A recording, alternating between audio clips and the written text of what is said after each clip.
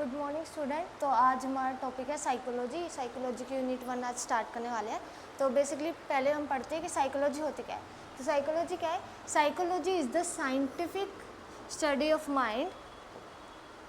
Psychology क्या है? Scientific study है माइंड की या फिर बिहेवियर की। साइकोलॉजी में हम स्टडी करते हैं माइंड की या फिर बिहेवियर की, कि कैसे पर्सन बिहेव करता है दूसरों के सामने। ठीक है, अब इसके बाद हम बात करते हैं द वर्ड साइकोलॉजी। साइकोलॉजी कहाँ से है? ग्रीक वर्ड जिसका मतलब क्या होता है? साइक मीन्स सोल, यानी कि फर्स्ट पहले जो हमारी डेफिनेशन थी साइकोलॉजी की वो थी कि साइकोलॉजी क्या है? Study of soul. ठीक है, स्टडी ऑफ सोल यानी कि सोल को हम स्टडी नहीं कर सकते। अगर कोई बच्चा है तो अगर हम उसकी स्टडी करनी है तो सोल की हम स्टडी नहीं कर सकते। तो इसलिए उसके बाद जो डेफिनेशन आई वो होती स्टडी ऑफ माइंड। लेकिन माइंड भी क्या है? हमारी एब्स्ट्रैक्ट यूनिट है, इसको भी हम स्टडी नहीं कर सकते। ठीक है, तो लास्ट जो हमारी मेन डेफिनेशन है वो आई स्टडी ऑफ बिहेवियर, यानी कि साइकोलॉजी की बेसिक अगर हम डेफिनेशन देखें तो वो है स्टडी ऑफ बिहेवियर। ठीक है, अब साइकोलॉजी क्या एक पॉपुलर मेजर है स्टूडेंट्स के लिए, यानी कि अगर स्टूडेंट्स को हमें जानना है कि कैसे पर्सन्स हैं, कैसे बच्चे हैं, ठीक है, तो उसके लिए हमें क्या करना पड़ेगा? साइकोलॉजी की स्टडी करनी पड़ेगी। A popular topic in the public media and a part of our everyday life, यानी कि अगर हम बिहेवियर की स्टडी कर रहे हैं तो हम पूरी डेली हमारी लाइफ के डेली वेज में हम क्या है? बिहेवियर की स्टडी करते हैं कि ये पर्सन कैसा होगा, सामने वाला पर्सन कैसा है। ठीक है, तो ये सब। अब इसके बाद अगला है हमारा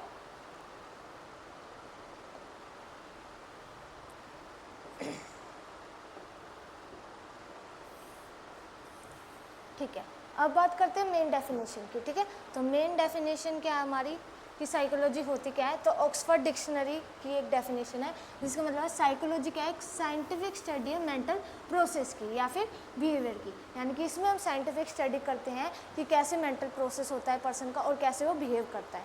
ठीक है, यानी कि किसी के सामने कैसे बिहेव करता है। और it is study of mind and how it works, और इसमें हम स्टडी करते हैं माइंड की और कैसे माइंड हमारा वर्क करता है। ठीक है, फिर उसके बाद एक और डेफिनेशन हमारी डब्ल्यू हैमिल्टन की, जिन्होंने दी थी साइकोलॉजी क्या है? एक साइंस ऑफ ह्यूमंस है। ठीक है, ह्यूमन और एनिमल बिहेवियर, यानी कि वो साइंस है जहाँ पे हम ह्यूमंस की बिहेवियर असेस करते हैं और एनिमल्स का बिहेवियर चेक करते हैं। विच इंक्लूड, जिसके अंदर आता है the application of this science to solve human behaviour, यानी कि इस साइंस को अप्लाई करना और सॉल्व करना ह्यूमन बिहेवियर कैसा होगा। ठीक है, फिर इसके बाद एक और डेफिनेशन पढ़ लेते हैं। साइकोलॉजी का एक साइंटिफिक स्टडी है ह्यूमन माइंड की। ठीक है, साइंटिफिक स्टडी हमारे ह्यूमन माइंड की और इसका फंक्शन कैसा होता है कि ह्यूमन माइंड कैसा है, कैसे माइंड फंक्शन करता है ह्यूमंस का, specially those affecting behaviour in given context. और स्पेशली हम देखते हैं एक गिवन कॉन्टेक्स्ट, एक गिवन सिचुएशन दे देते हैं। ठीक है, और उस सिचुएशन में पर्सन कैसे बिहेव करेगा ये सब हम असेस करते हैं। ठीक है, और इसके बाद अगला है हमारा नेचर ऑफ साइकोलॉजी। अभी हमने पढ़ा डेफिनेशन। डेफिनेशन क्या है? Study of behaviour. साइकोलॉजी का मतलब होता है स्टडी ऑफ बिहेवियर। ठीक है, और इसमें हम स्टडी करते हैं कि अलग अलग सिचुएशन में पर्सन कैसे बिहेव करेगा। ठीक है, फिर इसके बाद हमारा nature of psychology. Nature of psychology की बात करें तो पहले इसमें मेथड, यानी कि हम किस किस मेथड से साइकोलॉजी को मेज़र कर सकते हैं। तो ऑब्जर्वेशन के थ्रू, रिकॉर्डिंग के थ्रू, एनालाइज के थ्रू। ठीक है, यानी कि ऑब्जर्वेशन मीन्स है पर्सन को ऑब्जर्व करके हम 24 आवर उसको ऑब्जर्व कर सकते हैं और ये चेक कर सकते हैं कि पर्सन कैसे बिहेव कर रहा है। ठीक है, उसके बाद दूसरा क्या हमारा रिकॉर्डिंग, यानी कि पर्सन की हम रिकॉर्डिंग कर सकते हैं 24 आवर, 48 आवर, और उस रिकॉर्डिंग को देख के हम पता लगा सकते हैं कि पर्सन कैसे बिहेव करता है। ठीक है, उसके बाद हमारा एनालिसिस। एनालिसिस मीन्स होता है ये चेक करना कि कितने बिहेवियर में चेंजेस आया पर्सन का, पहले बिहेवियर कैसा था, फिर ट्रीटमेंट के बाद कैसा चेंज आया पर्सन में। ठीक है, फिर उसके बाद है कोज एंड इफेक्ट रिलेशनशिप। ये भी मोस्ट इंपॉर्टेंट है। अगर साइकोलॉजी में हम स्टडी कर रहे हैं तो ये हमें बताता है किस कोज की वजह से क्या अफेक्ट आएगा। यानी कि अगर हम कोज चेंज कर रहे हैं, ठीक है, यानी कि सिचुएशन चेंज कर दी, पहले पर्सन अपने दोस्त से इंटरेक्ट कर रहा था, फिर अपने दुश्मन से इंटरेक्ट कर रहा है या फिर जिससे उसकी लड़ाई हो रखी है, तो वो कैसे बिहेव कर रहा है दोनों के सामने, ये हमें बताता है कि कोज यानी कि क्या चीज़ और किस चीज़ से अफेक्ट कर रही है पर्सन के रिलेशनशिप में। ठीक है, फिर आता है हमारा स्टडी ऑफ फैक्ट्स, यानी कि फैक्ट्स की स्टडी करना। ठीक है, जैसे कि इंटेलिजेंस, यानी कि पर्सन कितने इंटेलिजेंट है। ठीक है, मेमोरी कैसी है उनकी, कितनी शार्प मेमोरी है। ठीक है, कैसे मेमोरी है। और उसके बाद लर्निंग, यानी कि कैसे इंडिविजुअल लर्न कर सकता है और कौन कौन से फैक्टर्स है जो लर्निंग को अफेक्ट करते हैं। ठीक है, ये सब पढ़ते हैं। फिर यूनिवर्सलिटी, यानी कि ये यूनिवर्सलिटी यानी कि हर जगह एप्लीकेबल है। कहीं भी अगर हम स्टडी कर रहे हैं तो साइकोलॉजी की, तो ये यूनिवर्सल है, हर जगह हम बिहेवियर की स्टडी करते हैं। ठीक है, फिर वैलिडिटी और रिलायबिलिटी, यानी कि जो भी हम मेज़र कर रहे हैं, ठीक है, इसमें इंटेलिजेंस टेस्ट वगैरह होते हैं या पर्सनैलिटी टेस्ट होते हैं, जो भी मेज़र कर रहे हैं वो वैलिड होता है और रिलायबल होता है, यानी कि उसमें कोई भी एरर नहीं आता, ठीक है, जो भी मेज़र करते हैं वो विदाउट एरर होता है। उसके बाद वेरिफिकेशन, वेरिफिकेशन मीन्स होता है रिसर्च में मान लो हमने कुछ स्टडी करी है, अब स्टडी करने पे हमने कोई प्रॉब्लम निकाली, प्रॉब्लम का सोल्यूशन निकाला, तो उसको अप्लाई करना कि जो भी हमने रिसर्च की है वो सही है या नहीं है, ठीक है। फिर इसके बाद आता है हमारा प्रिडिक्टिबिलिटी। प्रिडिक्टिबिलिटी मीन्स होता है थ्योरीज और प्रिंसिपल जो पहले से प्रिडिक्ट किए गए हैं, ठीक है, कुछ थ्योरीज और कुछ वो हमारे प्रिंसिपल्स है जो पहले से प्रिडिक्ट किए गए हैं कि अगर पर्सन इतना बड़ा है, ओल्ड एज में है, चाइल्डहुड में है, तो वो कैसे बिहेव करेगा, ठीक है। तो इसको पता लगाने के लिए, प्रिडिक्टिविटी को पता लगाने के लिए हम क्या है, साइकोलॉजी की स्टडी कर सकते हैं, ठीक है। फिर इसके बाद आता है हमारा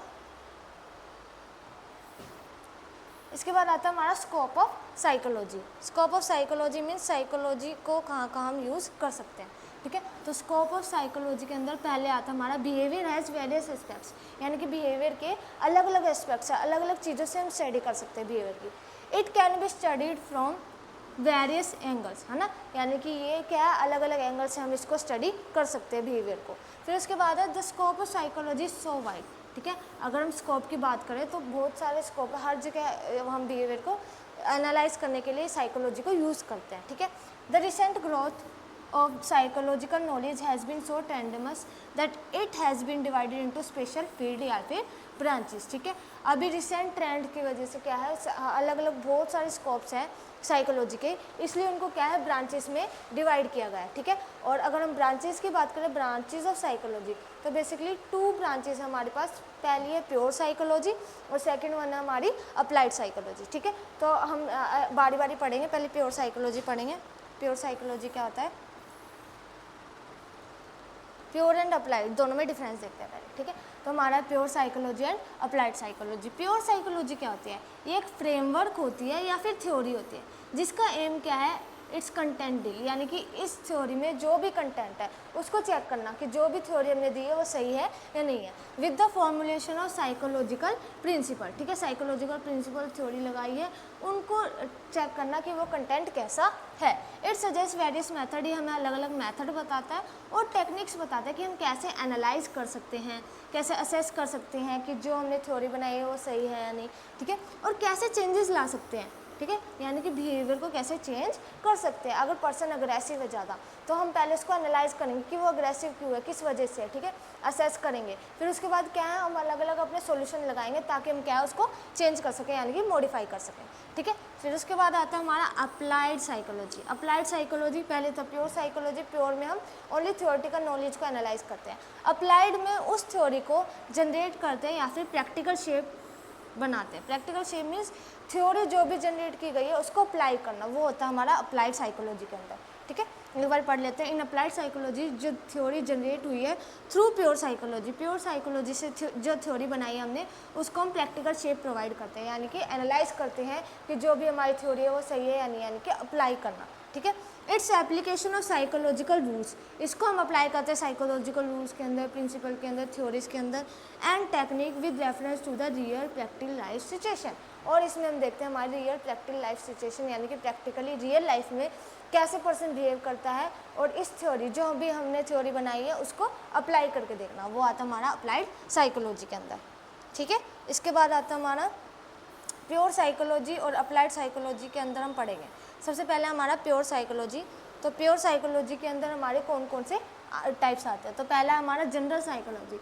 जनरल साइकोलॉजी में हम स्टडी करते हैं नॉर्मल बिहेवियर की, कि पर्सन कैसे नॉर्मली बिहेव करता है, ठीक है। नॉर्मल बिहेवियर को जानने के लिए हम स्टडी करते हैं जनरल साइकोलॉजी की। फिर आता हमारा एबनॉर्मल साइकोलॉजी, यानी कि इसमें हम स्टडी करते हैं एबनॉर्मल बिहेवियर की, कि पर्सन कैसे एबनॉर्मली बिहेव करता है, ठीक है। इसमें हम स्टडी करते हैं हमारे एबनॉर्मल बिहेवियर की। फिर इसके बाद आता है हमारा फिजियोलॉजिकल साइकोलॉजी। फिजियोलॉजिकल मीन्स अगर हमारी बॉडी में कुछ चेंजेस आ रहे हैं, ठीक है, यानी मान लो आपको पेन है, हेडेक है, तो उसकी वजह से आपका बिहेवियर कैसा होगा। ज़्यादातर अगर हमें कुछ बीमारी होती है या कुछ इलनेस होती है तो हम क्या इरिटेट हो जाते हैं और हम अच्छे से बिहेव नहीं करते सामने वाले से, ठीक है। तो फिजियोलॉजिकल साइकोलॉजी भी हम इसमें स्टडी करते हैं। फिर होता है हमारा पैरासाइकोलॉजी। पैरासाइकोलॉजी मीन्स होता है यानी कि अगर हम इसकी बात करें तो सिक्स सेंस, ठीक है। एक्स्ट्रा सेंसरी जो होती है जैसे ज़्यादातर होते हैं फीमेल्स में, वो आसपास अपने एरिया को अलग से ही पहचान लेती है कि उसके आसपास एरिया में क्या गलत हो रहा है क्या सही हो रहा है, ठीक है। तो वो हम स्टडी करते हैं पैरासाइकोलॉजी में। पैरा के बाद आता है जियो साइकोलॉजी। जियो वर्ड का मीनिंग होता है एनवायरनमेंट, ठीक है। जहाँ भी जियो वर्ड आ जाए उसका मतलब होता है एनवायरनमेंट, यानी कि अगर जियो साइकोलॉजी आ जाता है तो उसमें हम स्टडी करते हैं कि पर्सन अपने एनवायरनमेंट में कैसे बिहेव कर रहा है, यानी कि आसपास का एरिया है उसमें कैसे वो बिहेव कर रहा है, और उस एनवायरनमेंट को चेंज कर दे तो वो उस एनवायरनमेंट में अडप्ट हो पाएगा या नहीं हो पाएगा, ठीक है। तो उसकी हम स्टडी करते हैं हमारे जियो साइकोलॉजी में। जियो साइकोलॉजी के बाद है हमारा डेवलपमेंटल साइकोलॉजी। डेवलपमेंटल साइकोलॉजी में हम अलग अलग स्टेजेस में देखते हैं, जैसे कि चाइल्डहुड, अडल्टहुड। इसमें हम चेक करते हैं कि पर्सन कैसे बिहेव करता है, ठीक है। डेवलपमेंटल साइकोलॉजी यानी कि बचपन से लेके अडल्ट होने तक बच्चा कैसे बिहेव करता है, उसमें कौन कौन सी चीज़ें डेवलप होती है, ठीक है, वो सब हम स्टडी करते हैं डेवलपमेंटल साइकोलॉजी में। और लास्ट वन है हमारा एक्सपेरिमेंटल साइकोलॉजी, यानी कि जो भी हम अगर हमारी थ्योरी बना रहे हैं जो भी बना रहे हैं तो उसका एक्सपेरिमेंट करना, यानी कि मान लो एक्सपेरिमेंट करने के लिए हम क्या करेंगे, जैसे पर्सन है हमारे पास जो मेंटली डिसेबल है, अब मेंटली डिसेबल है वो हमारे सामने बैठा है, अच्छे से कॉन्टैक्ट कर रहा है, अच्छे से बात कर रहा है, तो हम कैसे पता लगाएं, लेकिन हमें पता लगा कि उसको अंधेरे में डर लगता है, तो जैसे ही हमने लाइट बंद की तो क्या हुआ, वो अग्रेसिव बिहेवियर शो करने लग गया। तो इससे क्या पता चला हमें, एक्सपेरिमेंटल साइकोलॉजी, यानी कि एक्सपेरिमेंट करके देखा कि पर्सन का बिहेवियर कैसा है, ठीक है।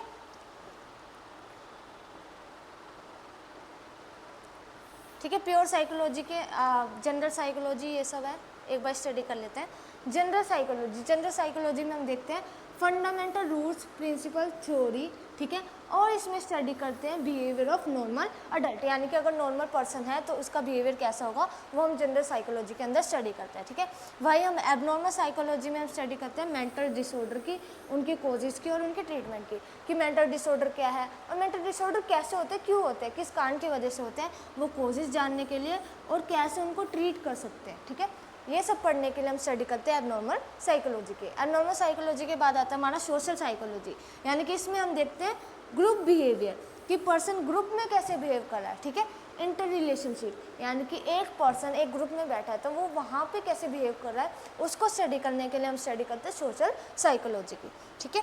फिर इसके बाद आता है हमारा सोशल साइकोलॉजी के बाद आता है हमारा फिजियोलॉजिकल साइकोलॉजी। फिजियोलॉजिकल साइकोलॉजी में ब्रांच ऑफ साइकोलॉजी है जो हमें डिस्क्राइब करती है या फिर एक्सप्लेन करते हैं biological physiological basis of behaviour. वही मैंने एग्जांपल दिया था, जैसे मान लो कोई इलनेस है या फिर हेडेक है तो उस टाइम पे हम क्या इरिटेट हो जाते हैं तो हम अच्छे से बिहेव नहीं कर पाते, यानी कि हमारे बिहेवियर में चेंज आ रहा है, ठीक है। तो उस बिहेवियर को वो असेस करने के लिए, मैनेज करने के लिए हम क्या स्टडी करते हैं, फिजियोलॉजिकल साइकोलॉजी। फिर उसके बाद आता है हमारा पैरा साइकोलॉजी। पैरा साइकोलॉजी में हम चेक करते हैं एक्स्ट्रा सेंसरी परसेप्शन, यानी कि 5 सेंसेस होते हैं, उसके अलावा हम परसीव कर रहे हैं हमारे एनवायरनमेंट में कुछ, तो उसको हम बोलते हैं एक्स्ट्रा सेंसरी परसेप्शन, ठीक है।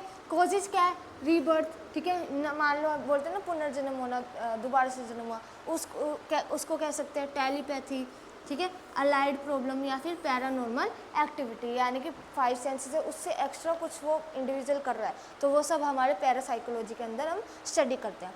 फिर आता है हमारा जियो साइकोलॉजी, ठीक है। जियो साइकोलॉजी के अंदर स्टडी करते हैं, ये हमें डिस्क्राइब करता है या फिर एक्सप्लेन करता है relation of physical environment, particularly weather वगैरह, क्लाइमेट या सोइल वगैरह, वो कैसे बिहेवियर पे चेंजेस लाते हैं, ठीक है। जैसे बारिश होती है, किसी को बारिश पसंद है, किसी को नहीं है, कीचड़ हो जाता है, ठीक है, तो उससे हम क्या है हमारा बिहेवियर भी चेंज होता है, तो वो सब स्टडी करने के लिए हम स्टडी करते हैं जियो साइकोलॉजी की, ठीक है। इसके बाद जियो साइकोलॉजी के बाद आता है हमारा डेवलपमेंटल साइकोलॉजी और एक्सपेरिमेंटल साइकोलॉजी, ठीक है। तो डेवलपमेंटल साइकोलॉजी के अंदर हम देखते हैं कि कौन कौन से फैक्टर्स वो ग्रोथ और डेवलपमेंट को अफेक्ट करते हैं, ठीक है। जैसे ग्रोथ एंड डेवलपमेंट होती है हमारी डेली बेसिस पे, लेकिन क्या होता है कभी कभार फैमिली में लड़ाई झगड़ा होता है तो बच्चा क्या है वो अच्छे से खाना नहीं खाता या खाना खा नहीं पाता, ठीक है, तो उसकी वजह से क्या होता है उनकी ग्रोथ या फिर डेवलपमेंट अफेक्ट हो सकती है, ठीक है। तो इन सब की स्टडी करना, ह्यूमन बिहेवियर में कितनी ग्रोथ हो रही है, बच्चा कैसे बात कर रहा है, दूसरों के सामने इंटरेक्ट कैसे कर रहा है, ये सब स्टडी करने के लिए हम स्टडी करते हैं डेवलपमेंटल साइकोलॉजी की। फिर उसके बाद आता है हमारा एक्सपेरिमेंटल साइकोलॉजी। एक्सपेरिमेंटल साइकोलॉजी जैसे कि मैंने आपको बताया था, इसमें हम देखते हैं meaning carrying out psychological experiments by using scientific method. Scientific method means जो थ्योरीज वगैरह डेवलप की गई है उनको अप्लाई करके, यानी एक्सपेरिमेंट करके उनका हम असेस करते हैं कि इंडिविजुअल का बिहेवियर कैसा होगा, ठीक है। ये था हमारा एक्सपेरिमेंटल साइकोलॉजी, यानी कि ये हमने पढ़ा अभी तक प्योर साइकोलॉजी। उसके बाद आता है हमारा अप्लाइड साइकोलॉजी। अप्लाइड साइकोलॉजी यानी कि जो भी थ्योरी नॉलेज है उसको अप्लाई करना, यानी कि प्योर साइकोलॉजी को अप्लाई करके देखना, ठीक है। तो सबसे पहले होता है एजुकेशनल साइकोलॉजी, यानी कि एजुकेशनल साइकोलॉजी में हम देखते हैं टीचिंग लर्निंग मेथड कैसा चल रहा है, यानी कि टीचर कैसा पढ़ा रही है, ठीक है, और बच्चे कितना लर्न कर पा रहे हैं, ठीक है। इस चीज़ को स्टडी करने के लिए हम किसका यूज़ करते हैं, एजुकेशनल साइकोलॉजी के, यानी कि टीचिंग लर्निंग मेथड कैसा है, ठीक है। फिर उसके बाद आता है हमारा क्लिनिकल साइकोलॉजी। क्लिनिकल साइकोलॉजी में हम देखते हैं डायग्नोज करना, ट्रीटमेंट करना, यानी कि हमारे पास पेशेंट आया है, पेशेंट को हम डायग्नोज करेंगे कि उसको क्या प्रॉब्लम है और उसको ट्रीट करना, ये सब हम स्टडी करते हैं क्लिनिकल साइकोलॉजी के अंदर। फिर आता है हमारा इंडस्ट्रियल साइकोलॉजी, यानी कि कंपनी वगैरह होती है, कंपनी में एम्प्लॉयज़ होते हैं, एम्प्लॉय कैसे इंटरेक्ट करते हैं, कैसे रूल्स एंड रेगुलेशन होते हैं उनको फॉलो करना, ठीक है, ये सब हम स्टडी करते हैं इंडस्ट्रियल साइकोलॉजी में। फिर आता है हमारा लीगल साइकोलॉजी। लीगल साइकोलॉजी के अंदर होता है रूल्स एंड रेगुलेशन को फॉलो करना, ठीक है, यानी कि लीगली जो भी चीज़ें उनको यूज़ करना है, यानी कि उनको फॉलो करना, ठीक है, तो वो लीगल साइकोलॉजी के अंदर पढ़ते हैं। मिलिट्री साइकोलॉजी में हम पढ़ते हैं जो मिलिट्रीज होते हैं, हमारी आर्मी वगैरह होते हैं, उनमें कैसे रूल्स एंड रेगुलेशन होते हैं, उनको कैसे फॉलो करते हैं, ठीक है। अगर जनरली हम देखें तो हमारे रूल्स एंड रेगुलेशन, हम डेली लाइफ में रह रहे हैं तो हमारे रूल्स एंड रेगुलेशन बिल्कुल ही अलग है मिलिट्री लाइफ से। मिलिट्री लाइफ में बहुत सारे रूल्स एंड रेगुलेशन होते हैं, अगर वो 5 मिनट भी लेट हो जाए तो उनको एक सज़ा मिलती है कि ग्राउंड के चक्कर लगाने, ये सब, ठीक है, तो वो सब मिलिट्री साइकोलॉजी के अंदर आता है। फिर आता है पॉलिटिकल साइकोलॉजी, यानी कि जनता को, जो नेता है वो जनता को कैसे संभाल सकता है, ठीक है, कैसे इंटरेक्ट करना है जनता के साथ, ये सब हम स्टडी करते हैं पॉलिटिकल साइकोलॉजी में। फिर आता है न्यूरो साइकोलॉजी। न्यूरो साइकोलॉजी में कैसे बिहेव कर रहा है, ठीक है, ये वो स्टडी करते हैं हम न्यूरो साइकोलॉजी के अंदर। न्यूरो साइकोलॉजी के बाद आता है काउंसलिंग। काउंसलिंग में होता है कि पर्सन को काउंसलिंग प्रोवाइड करना, यानी कि उसका जो भी स्ट्रेस एंजाइटी उससे कोप अप करने के लिए हम क्या काउंसलिंग प्रोवाइड करते हैं। काउंसलिंग में हम करते हैं उसका कोज जानते हैं पहले तो कि किस चीज़ से इस पर्सन को प्रॉब्लम है, उस कोज को जानने के बाद हम क्या करते हैं, उसको काउंसलिंग प्रोवाइड करते हैं, यानी कि उसके स्ट्रेस को रिड्यूस करते हैं, ठीक है।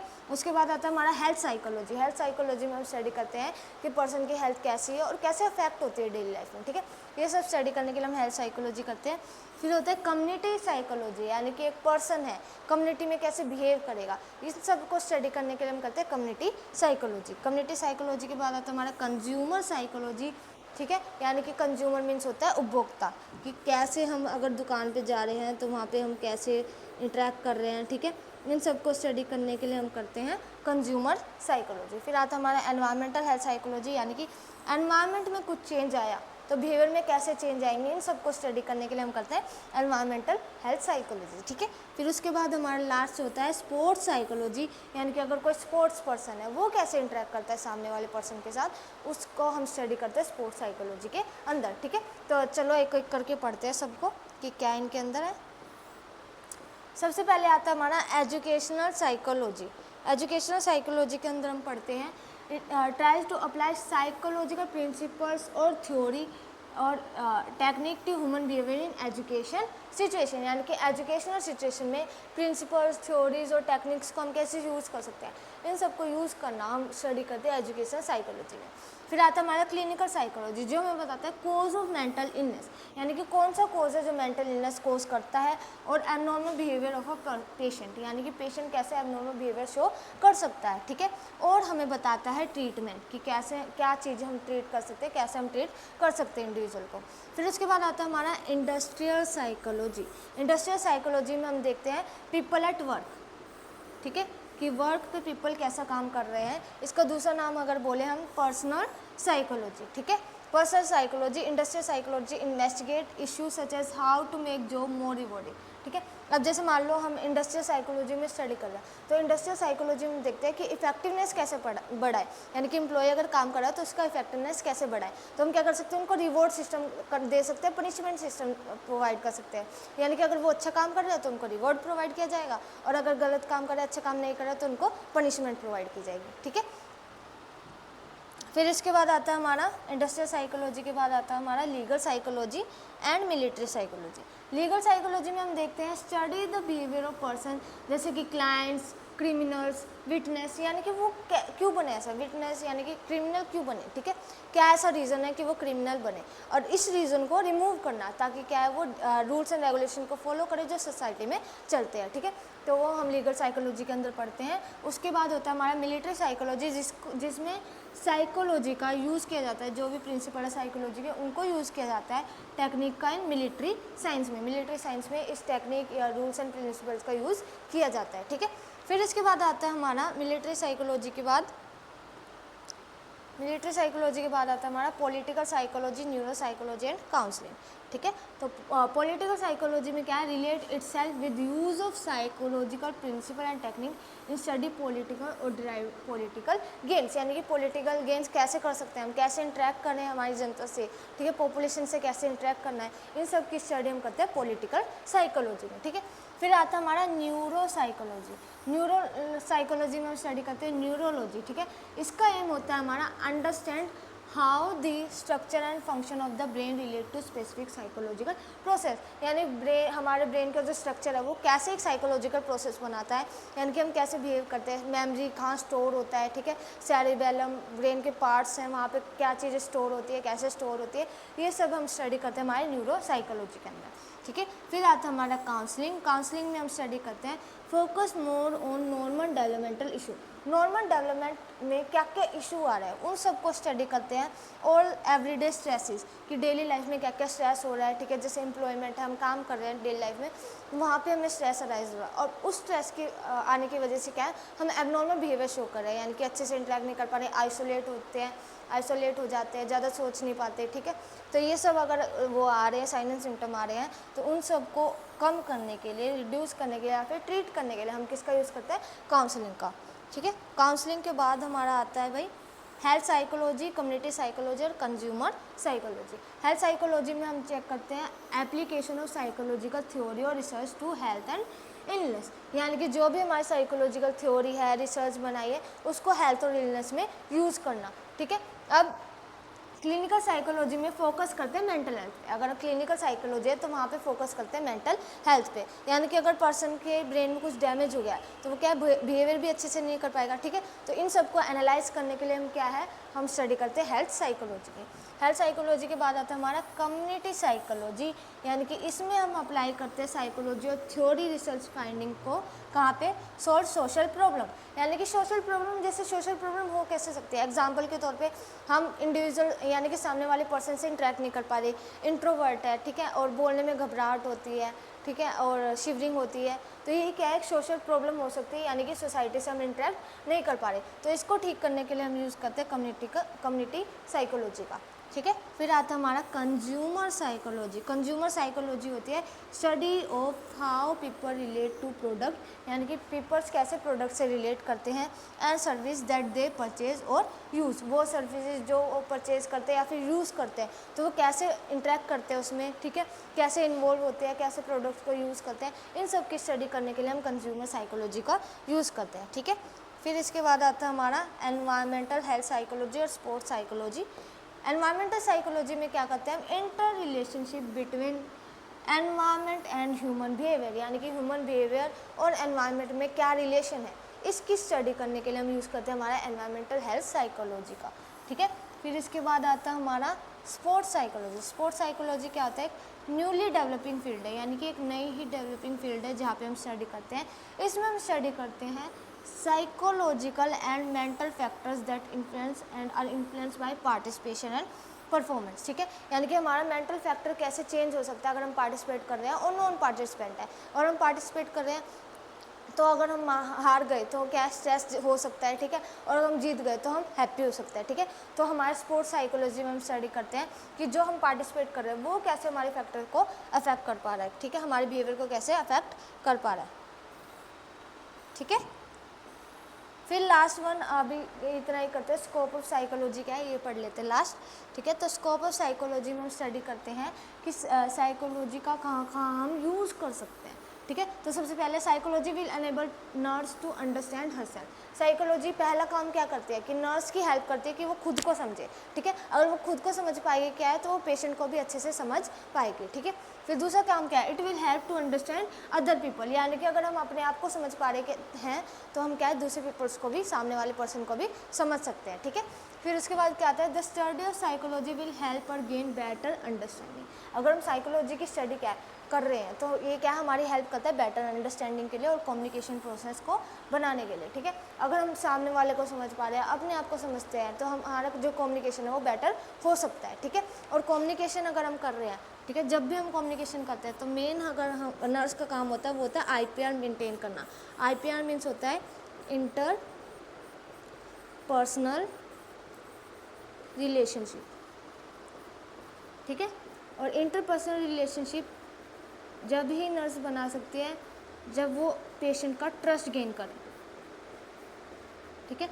ट्रस्ट गेन करने से क्या होगा, नर्स जो है वो IPR मेंटेन कर सकती है और अच्छे से कम्युनिकेट कर सकते हैं, ठीक है। तो फिर क्या है, nurses attitude towards her work affect, ये भी इम्पोर्टेंट है कि नर्स का एटीट्यूड कैसा है उसके वर्क के लिए, पॉजिटिव एटीट्यूड है, नेगेटिव एटीट्यूड है, ये भी अफेक्ट कर सकता है एक नर्स पेशेंट रिलेशनशिप को, कि नर्स का और पेशेंट का रिलेशनशिप कैसा हुआ। अगर नर्स का एटीट्यूड नेगेटिव है तो वो अच्छे से कम्युनिकेट ही नहीं करेगी, इंटरेक्ट ही नहीं करेगी पर्सन के साथ, तो इससे क्या उसकी जो IPR है, इंटरपर्सनल रिलेशनशिप, वो मेंटेन ही नहीं हो पाएगा, ठीक है। फिर क्या, द स्टडी ऑफ साइकोलॉजी हमारी हेल्प करते हैं, विल हेल्प और appreciate need to change the environment, ठीक है। यानी कि नर्स की हेल्प करती है कि अगर एनवायरनमेंट में कुछ प्रॉब्लम है जिसकी वजह से वो बिहेवियर अलग शो कर रही है तो वो कैसे एनवायरनमेंट को चेंज करे और अपना एटीट्यूड क्या है पॉजिटिव मेंटेन करे, ठीक है। तो इन सब की स्टडी करने के लिए, इन सब का मतलब इन सब को जानने के लिए हम किसकी स्टडी करते हैं, साइकोलॉजी की, ठीक है। तो ये था हमारा स्कोप ऑफ साइकोलॉजी। आज के लिए इतना ही, अगला हम नेक्स्ट क्लास में करेंगे, ठीक है।